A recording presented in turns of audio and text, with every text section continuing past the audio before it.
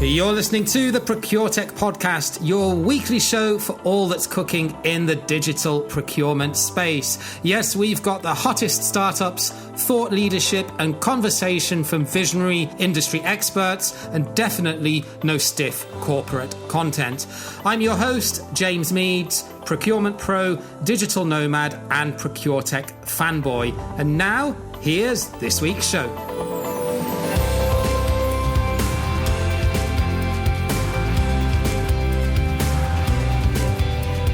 Yes, hello and welcome to another episode of the Procuretech Podcast, where every episode we bring you everything that is fun, innovative and exciting in the digital procurement space. Continuing with our series of industry leaders and influencers. And there's no one more influential in the negotiation space than the host of the Negotiations Ninja podcast himself, Mr. Mark Raffan. Welcome to the show. Thank you so much for having me, James. Quite a pleasure to be here. Now, we've spoken a few times already, and it's great to get you on here because we're talking about tech in general, but we're going to focus more, obviously, based on your background, around what we think technology can do in the negotiation space. And I know we disagreed a little bit of this just preparing the interview. So I think this is going to be a really interesting discussion in terms of how far we think it can actually go. But before we jump into the meaty stuff, just give a quick background of how you landed in procurement and how you came to be a negotiations trainer. And yeah, let's jump in from there. I actually started my career out in sales. So wow. my first job was in sales, was in ad sales, and online advertising, affiliate marketing. Did that for a couple of years, ended up paying off all my student loans as a result, made really good money, and had a great time. And then we were moving cities. My wife had finished her degree and we moved back to Calgary, which is where we both live now. And at that time, I was trying to figure out what I wanted to do. I wasn't really sure if I wanted to stay in the sales thing. I ended up taking a job as a buyer and worked my way up through my career into category management, ended up leading a few categories. And at the end of it, decided it wasn't for me and wanted to do something on my own. Always had this innate love of communication and persuasion and influence and negotiation in general, and had been writing for a while on negotiation because I'd always been a little bit upset about the quality of and the quantity of negotiation writing that was out there that was publicly available. That then transformed into the podcast, which is what we have today, and that transformed into a negotiation training business, and here we are today. So it's been quite a journey. And you've got a pretty impressive back catalogue of podcasts. So when was it that you got started with that? 4 and a bit years ago, maybe 5 years ago. So we have quite a lot. We have quite a lot built up. I think we are on episode 300 and something. I can't even remember what episode we're on. That's a lot of podcasts, but yeah. It does, yeah. And we've got enough banked now to push us through for quite some time. So I think it's going to be, really interesting. I'm really excited. We're doing a small series on legal, which I'm very interested about. So we've got Jeanette Nyden coming on to speak through a lot of like common legal clauses that a lot of people get stuck on. And we've got some folks coming on to talk about psychology and how the brain works in negotiations. And that's very interesting stuff. I'm very excited to release a lot of that information. And it's kind of relevant to buyers and sellers alike, isn't it? Yes. Because you kind of tackle it from both sides of the table. I remember one of my favorite episodes was the one, I'm trying to think of his name. Is it Brian Burns, the guy that does the sales podcast? Yeah. I was on his show. Yeah, I haven't had the opportunity to have him on my show, unfortunately. But Brian and I had some disagreements. I do recall, yeah. Needless to say, Brian and I were not aligned. Which is probably not a big surprise. So if we go back then to the time that you were working in category management and in those roles, to what extent did you come across procurement technology then? Was it still quite in its infancy, or were you actively using tech within your job back then? I mean, we were actively using tech in the sense that we were using large P2P, right? So SAP was super common, Coupa was super common. And a couple of niche players had started to stand out, like Scout, which is now part of Workday. But there was the boom of, I would say, procurement tech has really only happened in the last 3 years. There's been some niche players, don't get me wrong. Before that, we've got the Teal Books of the world that have been around for a lot longer. But the big push has been in the last 3 years. And I think it's really fascinating to see these niche built for service players come in to fill the void where large P2P just simply can't make the lift because they're not built for that, right? So companies like Zip, for example, doing and filling the role of the intake and doing a great job of it, mind you, that a lot of companies just can't seem to get right. So it's very interesting to see how tech has progressed, and especially how the use of tech with negotiation has progressed is also fascinating. And that's obviously your core focus area. But is there one specific area of procurement where you feel that technology will have or already is having the biggest potential impact? Process improvement is the first one that comes to mind. I think that's probably the no-brainer, right? Like, I mean, when we look at all of the things that we manually do in process, one of the last companies that I worked for, I'll give you an example, actually, and it was a multi-billion-dollar organization with more than $1 billion in spend, processed invoices manually, meaning they required a physical invoice to be sent in to someone actually look at that physical invoice and physically sign off that they had approved that invoice. Then that would be inter-office mailed to AP. AP would then look at and then code it into the system. And it's like mind-blowing. That's like 30 years ago that should have been fixed. But it's amazing to see that so many large organizations still to this day have not implemented a lot of automation to ensure that their processes are being taken care of, and really to ensure that they're getting a lot faster. And the downside, I think, to a lot of procurement tech is that they don't do a good enough job of illustrating the ROI. But when you get into organizations like that, the ROI is so clear, it's frightening. So it's, I think process automation is the big one. That makes a ton of sense to me. But then I also think that probably the secondary one is the elimination of error. Even in that process, there's still a lot of manual entry. There's a lot of manual stuff because we're human. We do things that we maybe shouldn't do. We're subjective to bias. All of those things a robot isn't subjective to. So I think elimination of error is going to be a big thing that comes round for us in the next couple of years. Even in negotiation. Yeah, even in negotiation. But even before we look at negotiation, which is, obviously the sharper end in terms of innovation in tech. I mean, you mentioned that company that was $1 billion company. I was thinking sort of somewhat smaller than that. But when you look at the mid-market in general, it's still very greenfield, isn't it? There are other than scaling startups that would fall into that bracket. There are not many traditional mid-market businesses that have done much on their digital journey. They might have some optical character recognition technology and invoice processing or something like that, but it's still pretty greenfield. Whereas most Fortune 500 companies have done some sort of digitizing. They might have done it badly. They might have implemented, as you say, a legacy suite and then just done, okay, we've done that next. Yes, but there's not much greenfield to go after there. Yeah, they've got Oracle in place, they've got SAP in place, and then they've kind of forgotten about it because they think they've taken care of the problem. I think that, mid-market's a massive opportunity, but I would caution a lot of procurement tech companies to not overlook the Fortune 500 class because there have been, over the last 10, 15 years, so many poor implementations of large ERPs that boast good P2P processes that aren't necessarily well implemented and then also aren't utilized. Right? Like they've implemented it poorly and then they also don't utilize it. So don't overlook that, because I think that there's massive opportunity there. And that's become very prevalent, I think, in the last couple of years, especially with the way that the economy's gone and the way that COVID went. The automation thing is a big problem.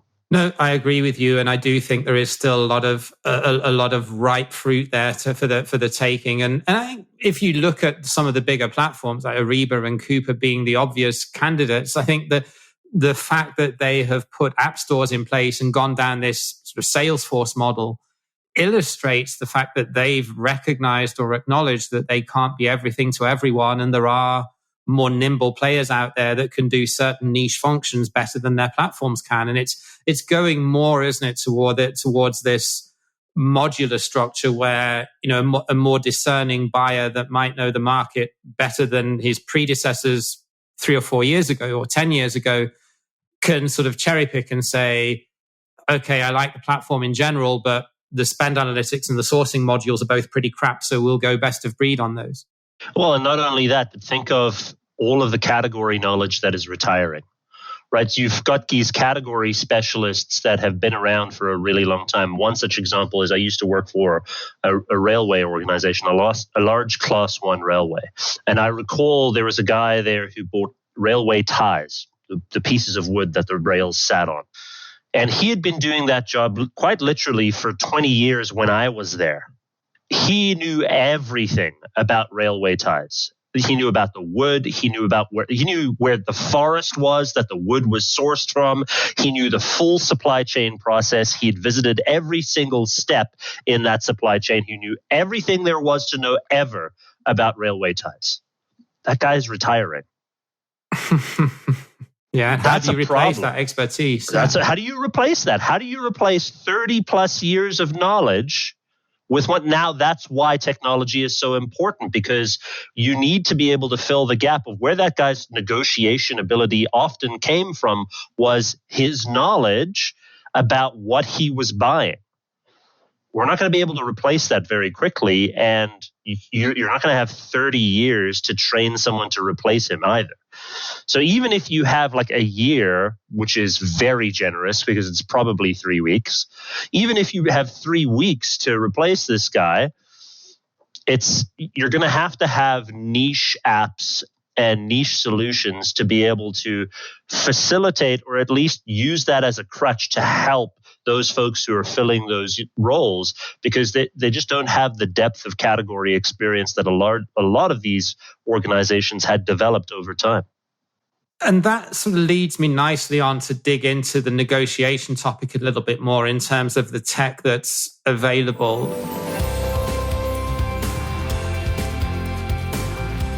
Hey, so just a quick interlude to let you know about procurementsoftware.site. This is a new website that I recently launched to give you, the listener, a free-to-access, intuitive guide to digital procurement technology. You can filter on a multitude of different criteria and pick out a short list of procurement software solutions that are relevant to your business and your needs in less time than it takes to boil an egg.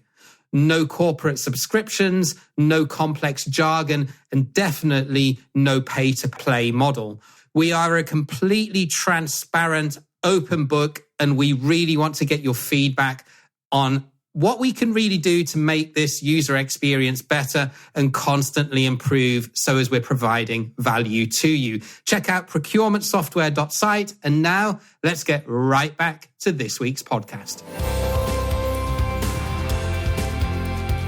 So maybe you can walk through to what extent do we have the technology now that can replace a human in some aspect of the negotiation, and looking at it, with a blue sky, blue ocean sort of vision, where could it go to in future?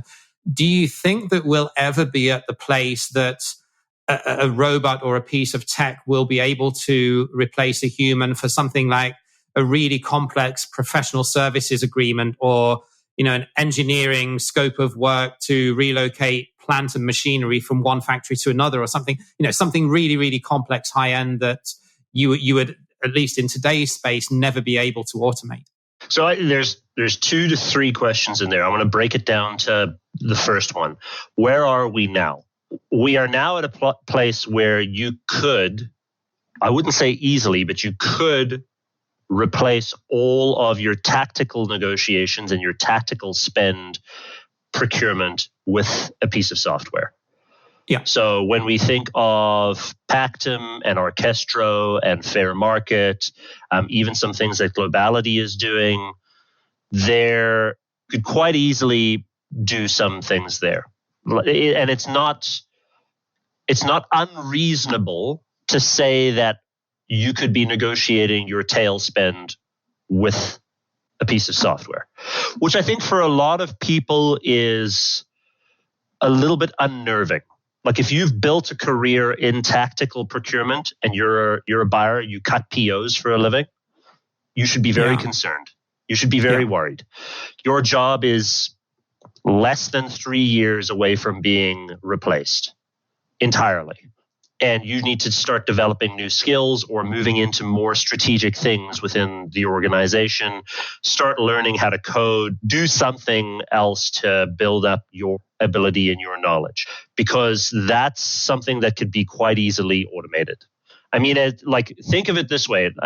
In most of the organizations that I've worked in, just the requisition to PO process is something that still gets managed by people. Right? So when you think of how a requisition comes in, and classic situation, right? Free text requisition comes in. You've got someone on the other end of that free text requisition that doesn't know what that free text means. They call the person who put in the free text. They sort it out of what they're actually looking for. They go to market. They do the classic, 3 bids and a buy process.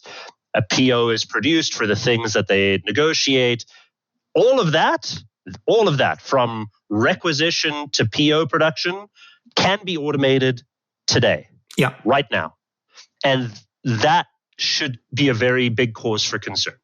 And all of the tail spend negotiations that usually get consolidated to 1 or 2 providers, like classic MRO type situation. If you're in a large industrial manufacturing company, most of your tail spend is going to be MRO. And when that happens, you're going to award it to Grainger, or you're going to award it to Valin, or you're going to award it to someone else, a large organization who can handle. You don't have to do that anymore. All of that can now be negotiated SKU by SKU without the use of people, which means that you can ensure that you're getting much better deals over the lifetime of that entire 80% of volume of things that you're usually negotiating.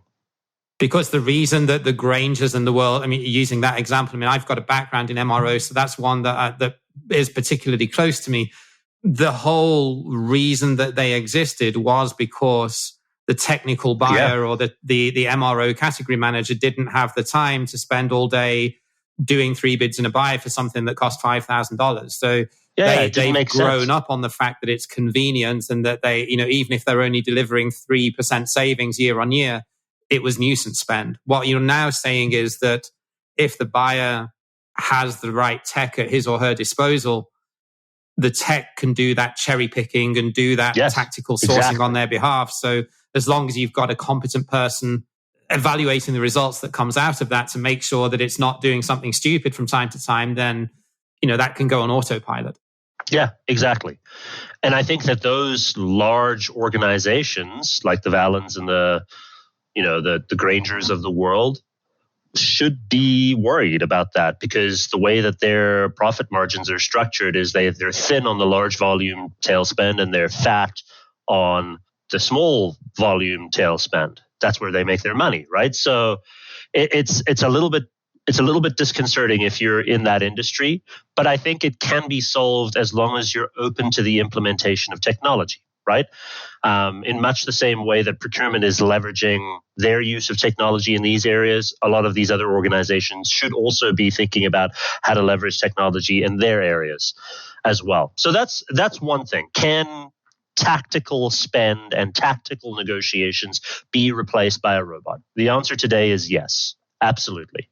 No question. The second part of your question, which is a little bit more difficult to answer, is can complex negotiations be replaced by a robot today? The answer to that question is no, today. There is no technology that I am aware of that can do complex negotiations. For example, there's a professional services agreement that we want to negotiate that's spread over a series of years with a bunch of different milestones, and there's things that need to be completed, and there's different things that need to be negotiated at each milestone.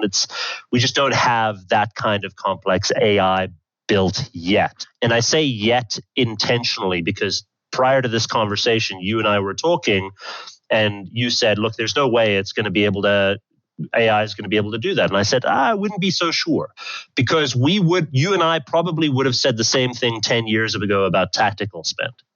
So if we think about where the speed at which things are going and the speed at which things are improving, I think it's naive for us to think that it couldn't be done. Now, could it be done at some point in time? Yes, I think so. We're probably going to eventually get there.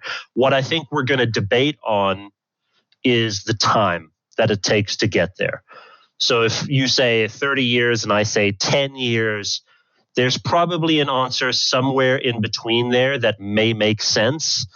But I would be very cautious about saying we'll never get there, because I think we probably will, as long as we keep the pace that we're going on right now. We could be like an iRobot type situation with Will Smith, arguing with people and all that kind of stuff with a robot.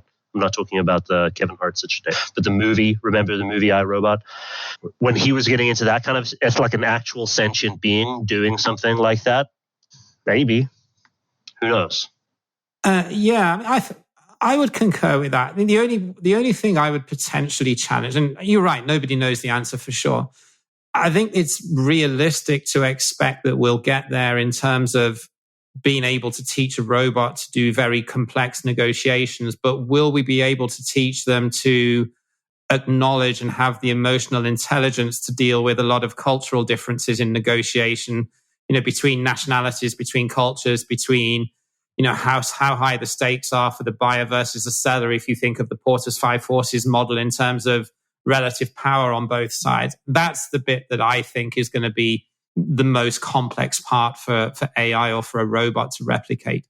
I think that's true. And at the same time, culture is based on information, right? Like, people grow up a certain way because of the information that they are being fed on an ongoing basis, which means that this is really just an information problem. So as long as you can provide the information, then the context can change based on the information that you're feeding the bot. So I think I'd be foolish to say that this is 100% absolutely going to happen, but I'd also be foolish to say it's not. It's not, right? Yeah. So I think it's very dangerous for us to get into the position of saying it is or it isn't. I think we've all got to view these advances in technology as a high likelihood and roll with it. Because, we've seen so many things change, especially in procurement, over the last 2 years. The volume of change has been so substantial that it's crazy to think where we could be are we going to be able to keep that pace? I have no idea. But if we could keep that pace, be wild. So you run a negotiations training business. How does this impact how you sort of build your 3, 5, 10-year strategy, and how, in terms of how you're going to grow and adapt to your business to that marketplace? 'Cause it is going to impact you, isn't it? And Yes. If you're smart about it, you could come out on top of this if you acknowledge and foresee the changes and mold your business around that. Yeah, and I think there's an in-between phase, right? We spoke about, like, at what point is it going to be fully autonomous to do really advanced negotiations? But there is an in-between phase that I think is more likely, and I think is almost 100% likely that's going to happen, where you have artificial intelligence assisted negotiations.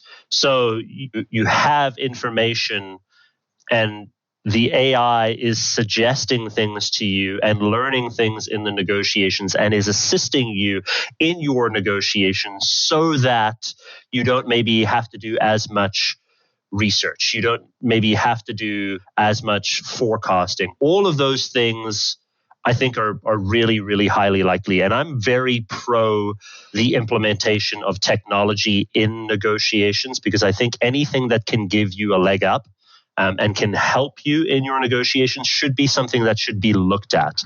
Now, there's a lot of negotiation purists that I argue with on an ongoing basis about this that say things to the effect of, it's never going to happen, blah, blah, blah. But the reality is the AI-assisted stuff is happening now.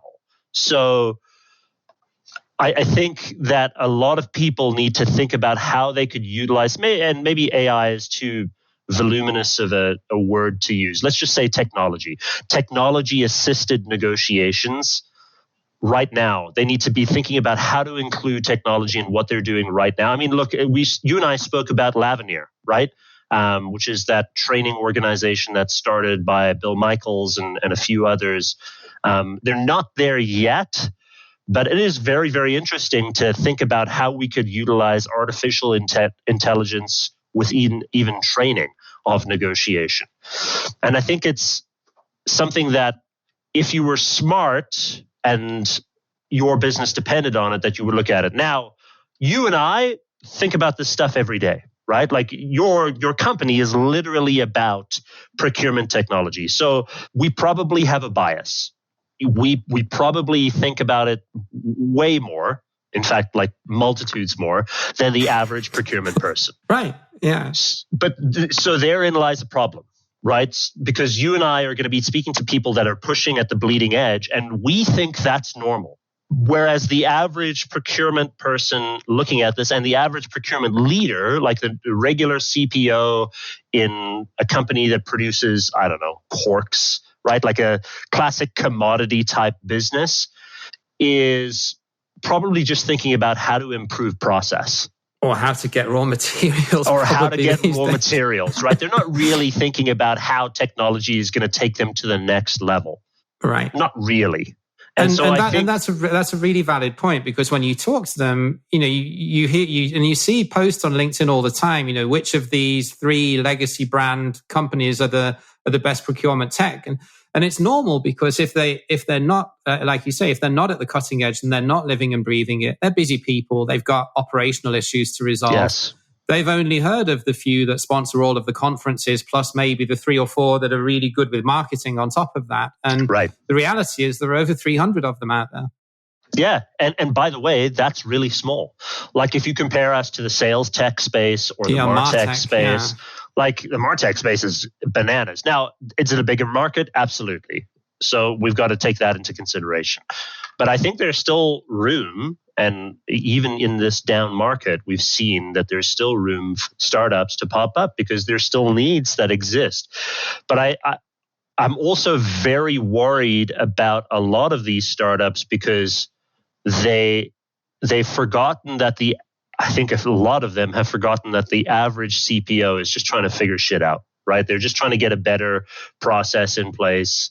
They're trying to figure out where raw materials come from. They're not necessarily thinking about tech or the implementation of tech yet. I think we're getting there.